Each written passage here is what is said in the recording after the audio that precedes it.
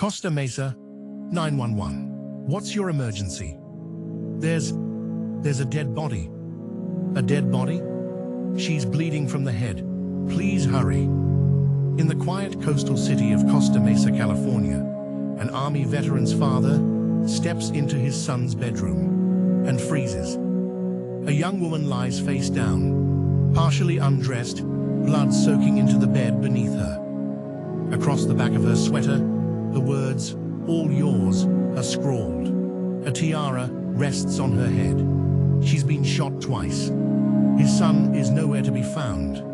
The victim is identified as 23-year-old Julie Kibuishi, a bright, bubbly fashion student who had been tutoring 26-year-old Army veteran Samuel Hare.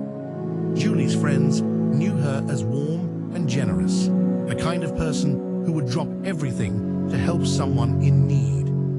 The text messages on her phone show Samuel asking her to come over that night, the tone growing increasingly desperate. Now she is dead, and he is missing. Police learn that Sam's car and passport are gone.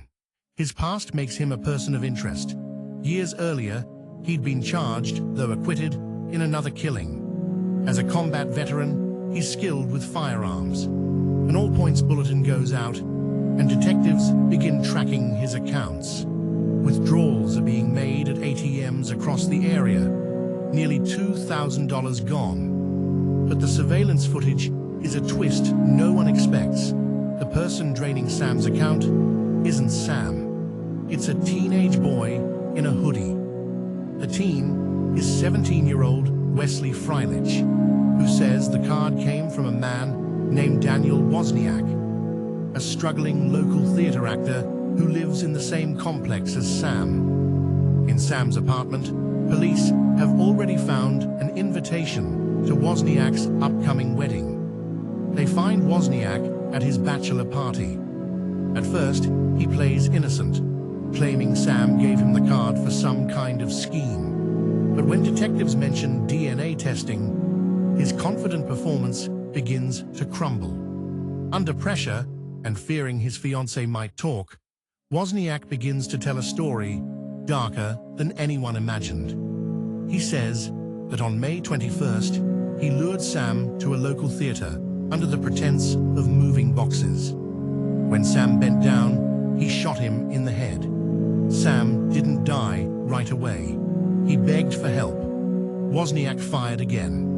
He left the body in the attic of the theater and took Sam's phone. Using it, he lured Julie to Sam's apartment, shot her twice, and staged the scene to look like Sam had killed her before disappearing. Later, he returned to the theater, dismembered Sam's body, and dumped the remains in a park. The motive? $62,000 in savings from Sam's military service.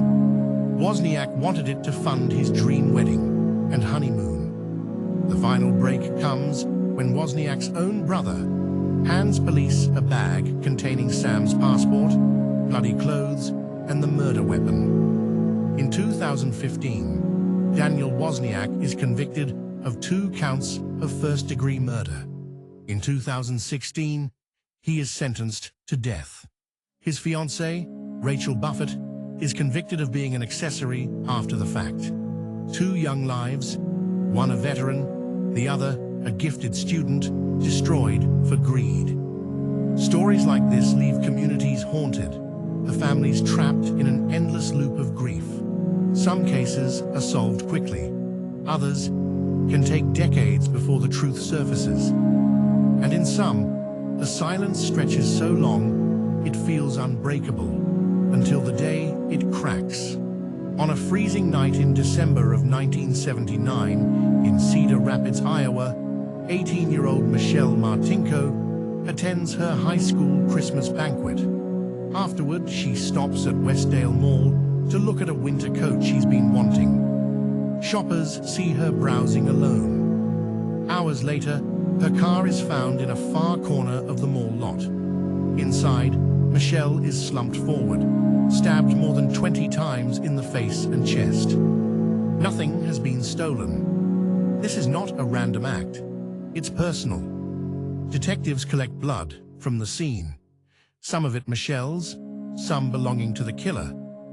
But in 1979, DNA technology is still in its infancy. The evidence is stored, waiting for a future where science can speak more clearly. The years turn into decades. Michelle's parents pass away, never knowing who took their daughter's life. By 2018, technology has caught up. Investigators turn to genetic genealogy, uploading the killer's DNA profile into public databases. A distant family match leads them to two brothers. Under surveillance, one brother, Jerry Lynn Burns, is seen sipping from a straw at a restaurant. The straw is collected from the trash. The DNA matches. Burns is arrested 39 years after the murder. In 2020, he is convicted and sentenced to life without parole. For the people of Cedar Rapids, justice has finally arrived, carried on the back of patience and science. But just as in Iowa, on the other side of the country, another family had been living in the purgatory of unanswered questions. On a sunny Saturday morning in November 1988 in Hayward, California, 10-year-old Michaela Garecht and her best friend ride scooters to a neighborhood market for candy and sodas. When they leave, Michaela's scooter is missing. She spots it behind a parked car and walks over to grab it. The driver's door swings open. A man lunges out, grabs her, and shoves her into the vehicle. In seconds, he is gone. Her friend's screams echo down the street. Witnesses describe the suspect as a white male in his 20s or 30s, dirty blonde hair, thin build, driving a faded gold sedan. Police set up roadblocks.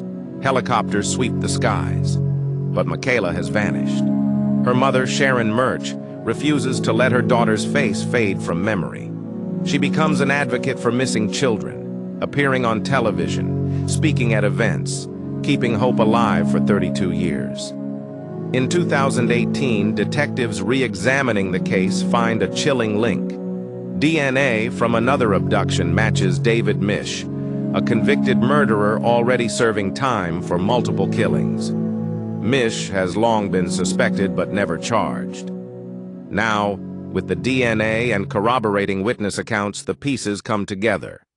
Authorities believe Michaela was killed shortly after being abducted. Her body has never been found. In 2020, Misch is charged with her murder. He pleads not guilty. The case continues. From a Costa Mesa apartment drenched in deception, to a frozen Iowa parking lot where time held its breath, to a California street where a child's laughter was cut short. These stories are bound by a single truth. Justice may sleep, but it never dies.